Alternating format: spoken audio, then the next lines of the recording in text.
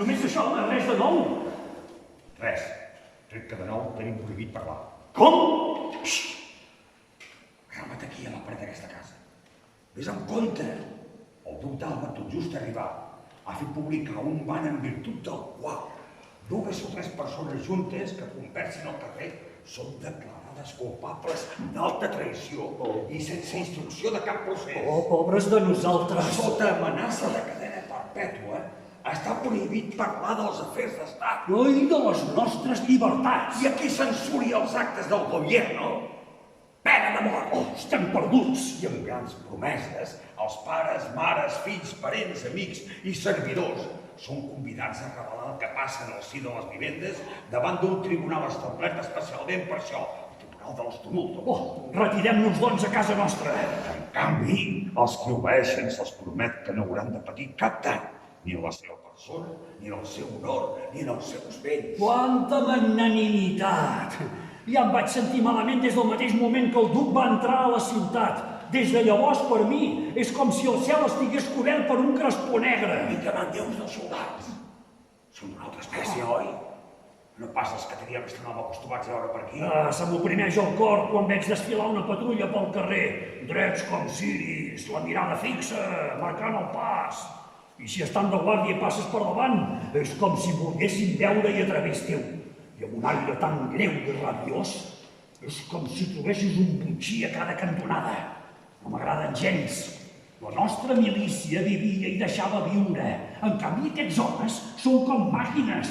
Sembla talment que hi visqui el dimoni a nit. I si un d'ells cridar alto, encara no el seu arcaús, tu creus que algú deixarà de parar-se? Jo cauria mort en el mateix moment. Marxem, anem.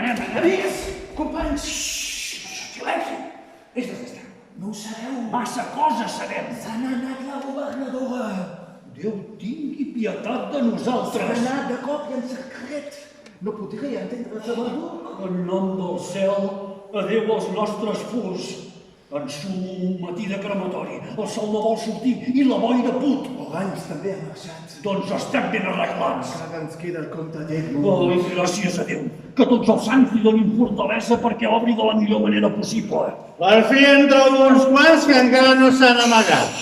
Feu a favor de seguir el vostre camí, No som molt cortés, que les coses no estan per fer mofa ara. Ui, pobres ratolins. Que us desespereu perquè el senyor de la casa ha buscat un gat nou. Bergant, descarat! Capsigrany irreverent. Deixeu que el duc faci el que vulgui. Ell també ha de menjar, beure i dormir com la resta dels homes. No em fa por, sempre que escollim bé el nostre moment. Al principi actuarà ràpidament. Després, ell també trobarà que és millor viure el rebost sota llesques de persil i descansar les nits més que no pas caçar alguns ratolins a les golfes. Estigueu tranquils. Conec els governants. I que algú se li pugui acudir dir tot això. Calmeu-vos! Déu, dalt del cel no sap res de vosaltres. I molt menys del governador. Llengua viperina. Sé d'altres, a qui els aniria millor si tinguessin sang de sastre a les venes en lloc del seu valor històric. Què ho voleu dir? És el comte a qui em refereixo. Egmont? Què ha de tema ell? Soc un pobre diable i podria viure tot un any amb el que ell perd en una nit. I no obstant, em podria donar les seves rendes de tot un any a canvi que li prestés el meu cap per un quart d'hora. Creieu molt llest. Un sol cabell d'Egmont és més valuós que el vostre cervell sencer. Però no m'he d'astut. Els senyors són els que s'enganyen primer. No se n'havia de fiar. Què diu aquest home?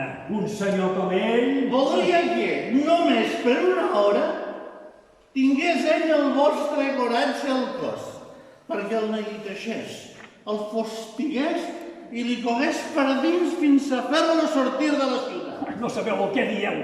Està tan segur com una estrella dalt del cel. Mai no l'heu vist caure cap? Ja no és on era. Doncs, Qui podria fer alguna cosa? Qui podria? O impedireu vos, potser? Provocaria una sublevació si el fessin presoner?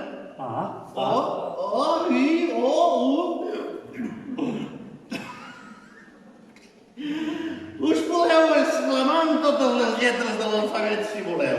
És igual, així són les coses i així seguiran sent. Que Déu el protegeixi. Un home tan noble i tan honrat hauria de temer res, eh? El trapella i surt guanyant arreu. Se'n riu del jutge des del banc dels acusats i en el silló del jutge es diverteix convertint en criminal el declarant.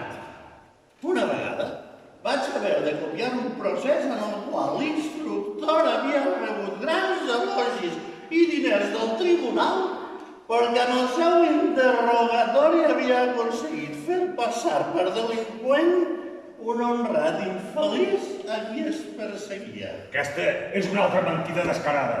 Què em poden treure d'un interrogatori si s'és innocent? Oh, quin cap de pardal! Si no es pot treure res de l'interrogatori, s'hi posa allò que convingui. L'honradesa converteix en atordit i fins en engreït. Llavors es comença per interrogar molt pausadament. I el presoner, habitualment, es mostra orgullós de la seva innocència i diu francament tot el que hauria amagat algú més